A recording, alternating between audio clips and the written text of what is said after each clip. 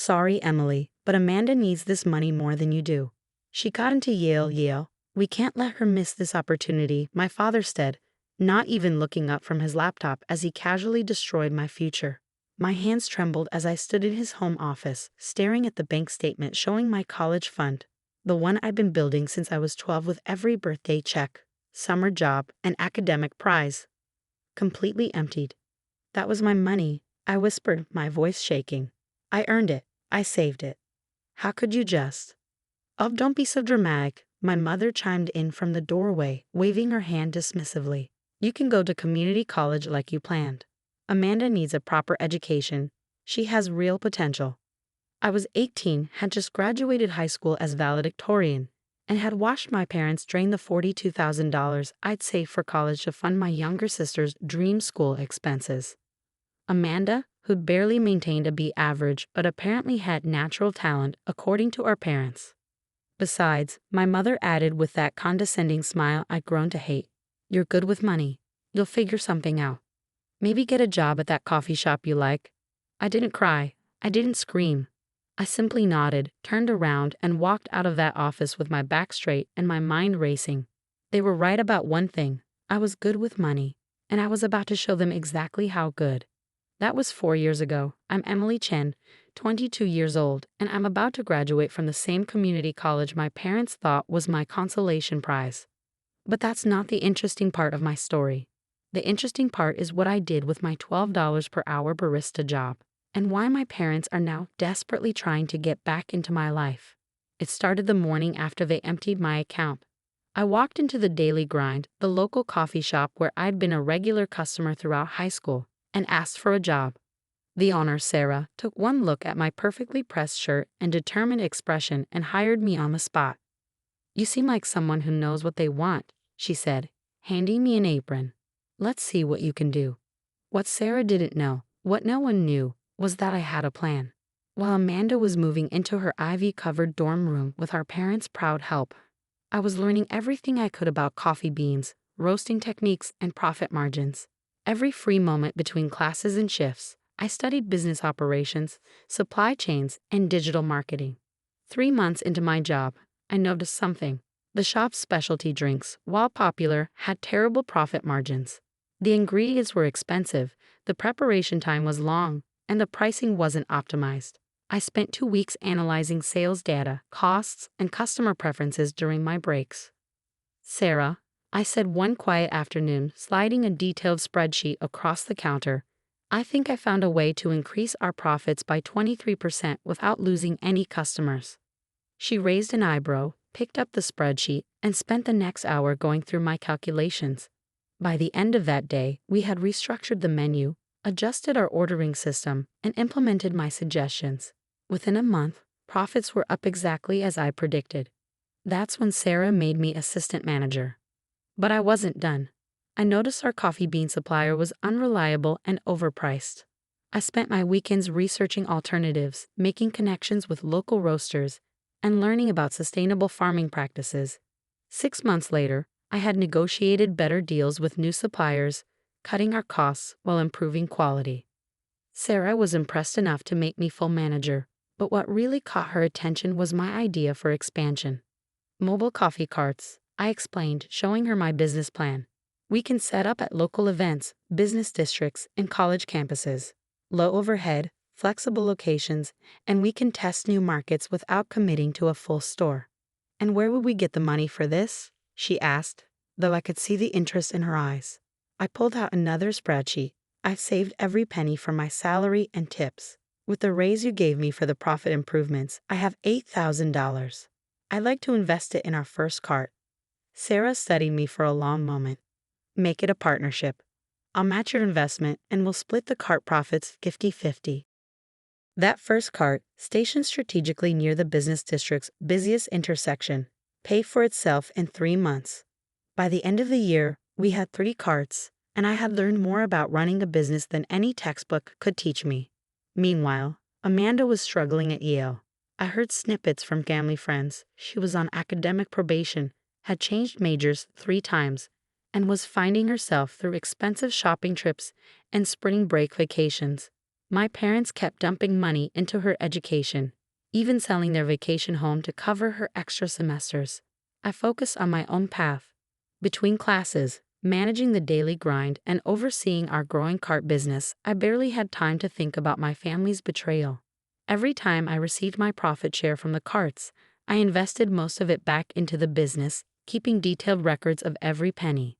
Then came the opportunity that would change everything. A large tech company was opening a campus in our city. They were looking for local businesses to provide coffee service for their employees, all 2,000 of them. The contract would be huge, but they needed a provider who could handle the volume and maintain consistent quality. I spent 2 weeks preparing our proposal, drawing on everything I'd learned about operations, scaling, and quality control. Sarah watched me work with a knowing smile. The day of the presentation, I walked into the conference room wearing a suit I'd bought secondhand and restyled myself. The corporate executives expected to see a chain representative.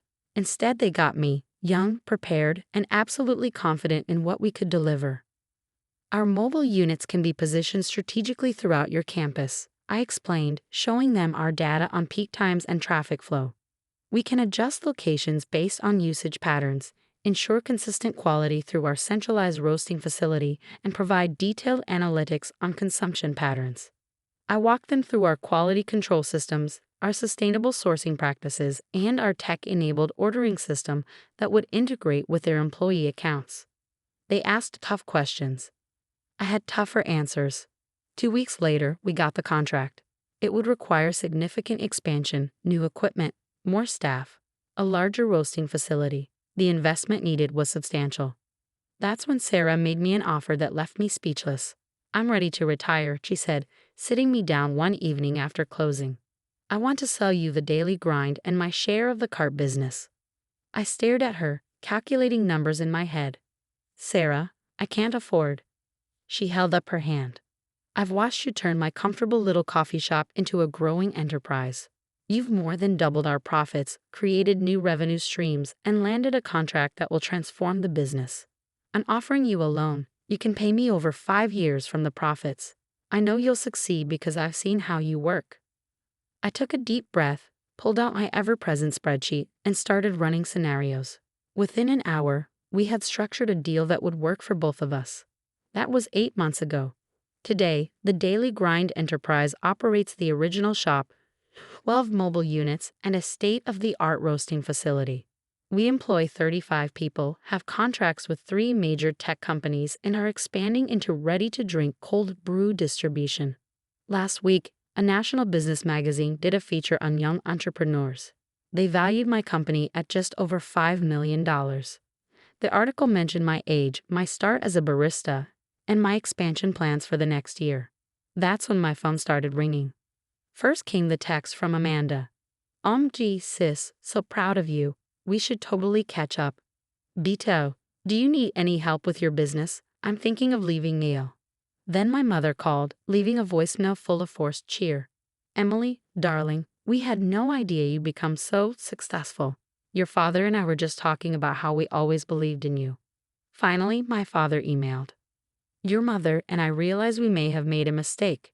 We'd like to make it up to you, perhaps over dinner. We could discuss investment opportunities."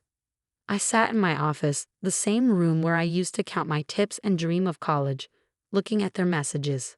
The irony wasn't lost on me. 4 years ago, they emptied my college fund because Amanda needed it more. Now they wanted to invest in the business I built without their help. My phone buzzed again.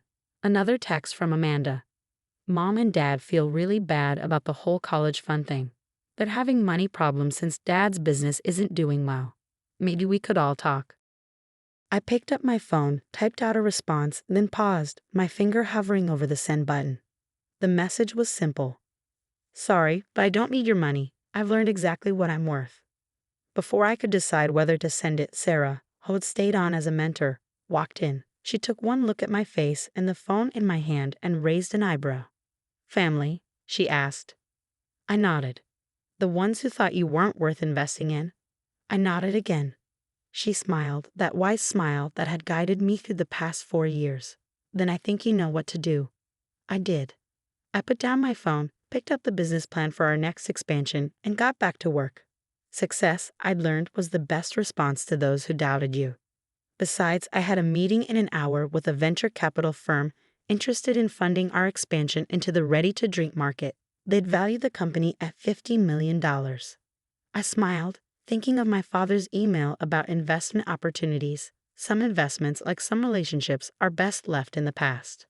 The venture capital meeting was scheduled for 2 p.m. at our flagship store, my choice of location. I wanted potential investors to see our operation firsthand, to understand that this wasn't just about numbers on a spreadsheet. As I prepared for the meeting, my phone kept buzzing with messages from my family. Amanda had escalated to hourly texts. Please respond. Dad's really stressed about money. Yale's raising tuition again, and they might have to take out another mortgage.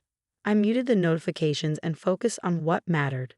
The store hummed with the familiar rhythm of espresso machines and customer chatter. Every employee moved with precision, following the systems I'd developed. The morning rush was handled flawlessly, just as I'd trained them. Miss Parker? A voice called from the entrance. I turned to see 3 people in business suits, the venture capital team, 15 minutes early. Perfect. Welcome to the daily grind, I said, stepping forward with the confidence that comes from knowing every inch of your business. Would you like a tour before we start? The lead investor, Jessica Torres, smiled. We'd love one. I noticed your mobile unit outside our office last week. Impressive operation.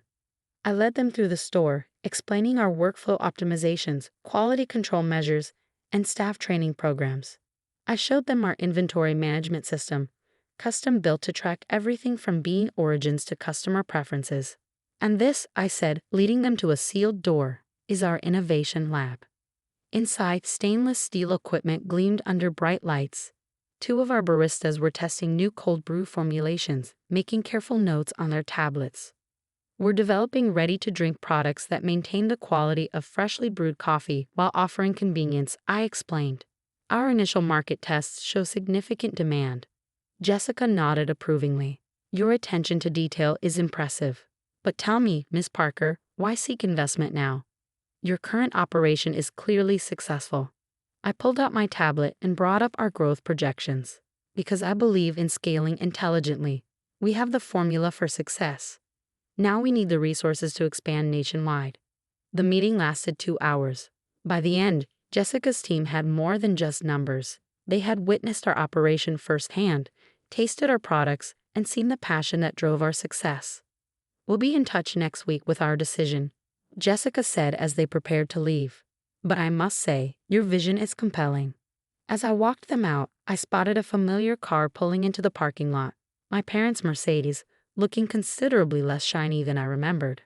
I quickly said goodbye to the investors and turned to head back inside, but I wasn't fast enough. Emily, my mother's voice called out.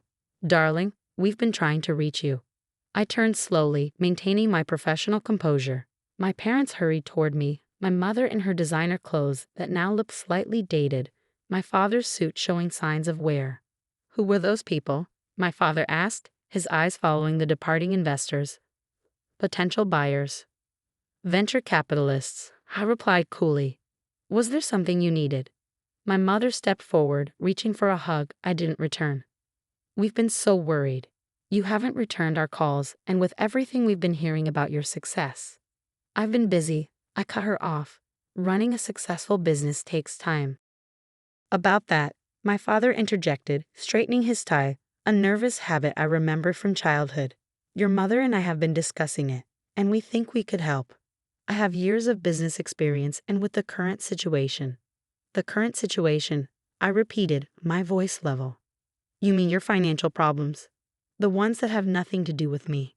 They exchanged glances. My mother's smile faltered slightly. Emily, sweetie, we're family. Families help each other. And since you're doing so well. Family? I couldn't help but laugh. Like when you helped me by taking my college fund? When you told me I should be grateful for the opportunity to work my way through community college. That was different, my father protested. Amanda needed designer clothes and spring break trips to Cancun. I finished for him. I needed an education I'd saved for. We all make choices, and we all live with the consequences. Just then, my phone buzzed, an email from Jessica's team. I glanced at it briefly, then looked back at my parents. I have another meeting, I said. If you'd like to purchase coffee, the line starts there. Otherwise, I'll have to ask you to leave. Emily, my mother's voice cracked slightly. Please, your father's business is struggling. Amanda might have to leave Yale. We could lose the house. I thought about the number in the email I just received, the venture capital firm's initial offer. It was more than enough to solve all my family's problems 10 times over. They knew it too, which was why they were here. I remember something you told me 4 years ago, I said, looking directly at my father. You said I was good with money, that I'd figure something out. And you know what? You were right. I did figure it out. I figured out who to trust, what to value, and how to build something on my own. I turned to head back inside, then paused. I suggest you give Amanda the same advice. Maybe she'll figure something out too. As I walked away, I heard my mother start to cry and my father trying to hush her. Part of me wanted to turn back to help them despite everything. But a larger part, the part that remembered countless nights working double shifts, studying until dawn, and building this business piece by piece, kept walking. Inside my office, I opened Jessica's email properly. The venture capital firm was offering $25 million for a 30% stake in the Daily Grind enterprise, with an option for additional funding for national expansion. They wanted to keep me as CEO with full operational control. I thought about how far I'd come from that day in my father's office, staring at an empty bank account. I thought about Sarah's belief in me, about every employee who trusted my vision, about every small victory that had led to this moment. My phone buzzed again. Another text from Amanda. They're crying in the car. How can you be so cold? I typed back a response, and this time I hit send. I'm not being cold. I'm being business-minded. Isn't that what they wanted? Then I turned back to Jessica's email and began drafting my response. I had an empire to build, and this was just the beginning. The news of the venture capital investment hit the local business papers first. Local coffee chain secures $25 million investment splashed across headlines, complete with my photo and age prominently featured. The story of a young entrepreneur's success was too good to pass up, and soon larger publications picked it up. That's when Amanda showed up at my office unannounced. You've got some nerve, she said, barging past my assistant. Do you know Mom hasn't stopped crying for days? I looked up from the expansion plans I was reviewing. My sister looked different from the last time I'd seen her. Less polished, more frantic. Her designer bag was a knockoff, her manicure chipped. You can't just walk in here, Amanda, I said calmly. We have a reception desk for a reason. Oh, excuse me, Miss CEO, she sneered. Sorry, I didn't make an appointment to see my own sister. The sister who's letting our parents lose everything while she sits here counting her millions. I set down my pen and really looked at her. Is that what this is about? Money? Don't act all high and mighty, she snapped. You know Dad's business is failing. They might lose the house we grew up in. And here you are, swimming in cash, refusing to help your own family. Interesting, I said, opening my desk drawer and pulling out an old pink statement. Where was this concern for family when they took my college fund? When they told me community college was good enough for me? That was different. I got into Yale. And what did you do with that opportunity, Amanda? How many majors did you change? How many semesters did you waste? She flushed red. I was finding myself. No, I corrected her. You were spending their money, and my money, while I was finding myself. The difference is, I did it while working double shifts and building a business. And now you're punching us for it, she accused, holding some stupid grudge while our parents suffer. I stood up, my patience wearing thin. I'm not punishing anyone. I'm running a business. The same business I built while you were finding yourself at Yale. The same business that succeeded because I learned the value of hard work and smart investments. So that's it, she demanded. You're just going to let them lose everything. They're not losing everything, I pointed out. They're losing the things they bought with borrowed money and bad decisions, just like they lost my respect when they stole my college fund. Amanda's face crumpled slightly. They did it for me, she said quietly, because they believed in me. No, I replied, equally quiet. They did it because it was easier than saying no to you. Easier than admitting their perfect daughter might not be ready for Yale. Easier than acknowledging that their other daughter had actually earned her opportunity. She sank into the chair across from my desk, suddenly looking very young. I failed my last semester, she admitted. They don't know yet. I can't go back. I wasn't surprised. What's your plan? I don't have one. She threw up her hands. That's why I'm here. You're the one who's good with money, good with business. You could help us, all of us. I studied her for a moment. You're right, I am good with business, which is why I know that throwing money at a problem doesn't fix it. Dad's business is failing because he hasn't adapted to changing markets. The house is in trouble because they took out multiple mortgages to fund your education. These aren't problems I can fix with cash. They are problems that require fundamental changes. So you'll help. Hope crept into her voice. Not the way you want, I said firmly. But I'll make you an offer, the same offer Sarah made me 4 years ago when I was starting out. She leaned forward. What kind of offer? A job. Entry level, like I was. You'll learn every aspect of the business from the ground up. If you work hard and show potential, there's room for advancement, but you'll earn it, just like everyone else here. A job? She looked offended. I have a Yale education. An incomplete Yale education, I corrected. And right now, you have 0 practical skills. I'm offering you a chance to learn, to build something real. Take it or leave it. She stood up abruptly. You know what? Keep your job. Keep your millions. You clearly care more about money than family. As she stormed toward the door, I called after her. That's where you're wrong, Amanda. I care about what money represents: hard work, dedication, integrity. All the things our parents should have taught us but didn't. She paused at the door. You've changed, she said accusingly. No, I replied. I've just stopped apologizing for who I've always been. After she left, I sat back in my chair, thinking about choices and consequences. My phone buzzed. A text from Sarah. Saw your sister storm out. You okay? I smiled, typing back, never better. Still on for dinner. Sarah had become more than a mentor. She was the family I'd chosen, the one who believed in me when my blood relatives didn't.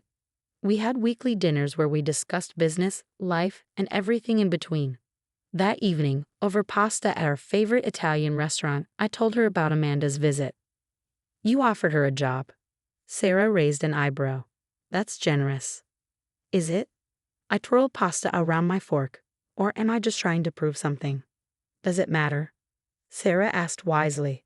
Sometimes the best lessons come from complicated motivations. She didn't take it, I said. Of course not, Sarah smiled. She's not ready yet, but you made the offer. That says something about who you are. I thought about that. When they took my college fund, I was devastated. But now I almost want to thank them. Because it led you here. Because it taught me what I'm capable of, I corrected. If they hadn't done that, I might never have discovered my passion for business. I might have gone to a 4-year college, gotten a regular job, lived a completely different life. Sarah raised her wine glass. To unintended consequences. I clinked my glass against hers, smiling. To learning the value of $1 and your stuff. Later that night, I received an email from my father. The subject line read, I understand now. Emily, it began. Today, Amanda told us about your offer. She was angry, but something she said made me think. She said you offered her exactly what you had. A chance to earn her way. I realize now that by trying to make things easier for her, we may have made them harder in the long run. And by underestimating you, we missed the chance to be part of something extraordinary. I'm sorry, not just for the college fund, but for not seeing who you really were, who you are. If the job offer still stands, I've encouraged Amanda to reconsider. Either way, I want you to know I'm proud of you, even if I have no right to be. I read the email twice, letting the words sink in. Then I opened my laptop and began to type. Dad, the offer stands. Not because I've forgiven you. I haven't, not completely. But because I learned something important on my journey. Success means nothing if you don't use it to lift others up, even those who once let you down.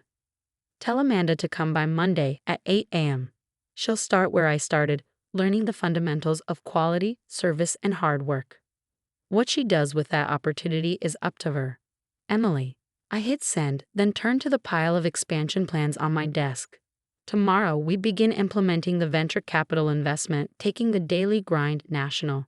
But tonight, I allowed myself a moment to appreciate how far I come from that scared 18-year-old with an empty bank account. Sometimes, the best revenge isn't about getting even. It's about getting better. 1 year later, I stood in front of our newest daily grind location, our 50th store nationwide. The morning sun glinted off the sleek signage as I watched a familiar figure approach, dressed in our company uniform and carrying a stack of inventory reports. "Morning, boss," Amanda said, suppressing a yawn. "Just finished the overnight count at all downtown locations. Everything's ready for the health inspector today." I hid my smile. When Amanda had shown up that Monday morning a year ago, I honestly hadn't expected her to last a week, but something had changed in her. Maybe it was hitting rock bottom, or maybe she finally found something worth working for. "How's the training program going?" I asked, unlocking the front door. She brightened. "Really well. I think I've finally figured out how to explain the inventory system to new hires. I used my Yale presentation skills for something useful for once."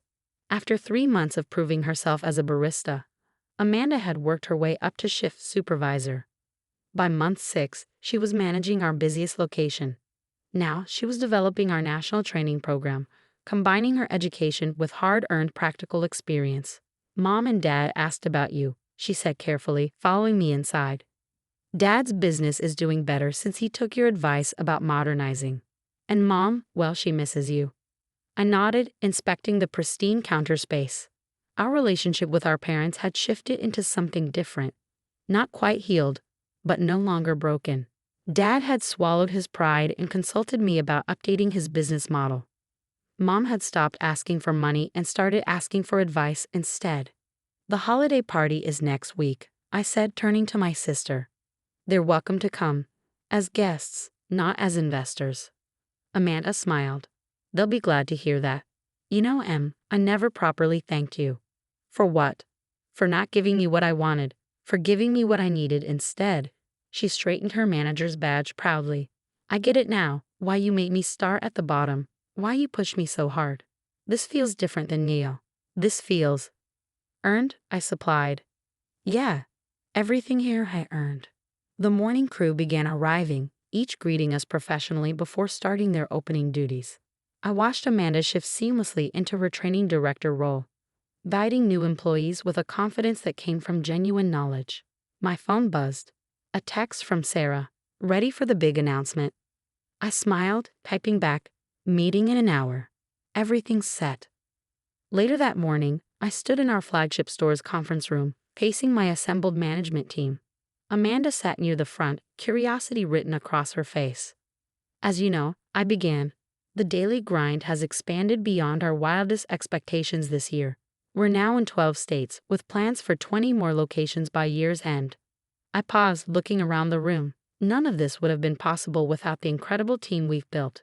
Which is why today, I'm announcing some changes to our corporate structure. I clicked to the next slide, revealing an organizational chart. Amanda's hand flew to her mouth as she saw her name. Director of National Training and Quality Control. Additionally, I continued, we're implementing an employee stock ownership program. Every full-time employee will now have the opportunity to own a piece of what they helped build. The room erupted in applause. As people began discussing the announcement, Amanda made her way to me. "I don't know what to say," she whispered. "Say you'll keep earning it," I replied. "That's all I've ever asked."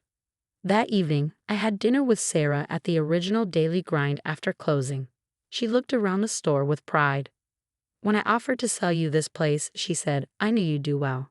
But this," she gestured to the awards lining the walls, the magazine covers featuring our success story. "This is beyond anything I imagined." I reached into my bag and pulled out a document. "Speaking of imagination, what do you think about becoming our Chief Innovation Officer? We could use your experience with our international expansion plans." Sarah's eyes widened as she read the offer. "Emily, are you sure?"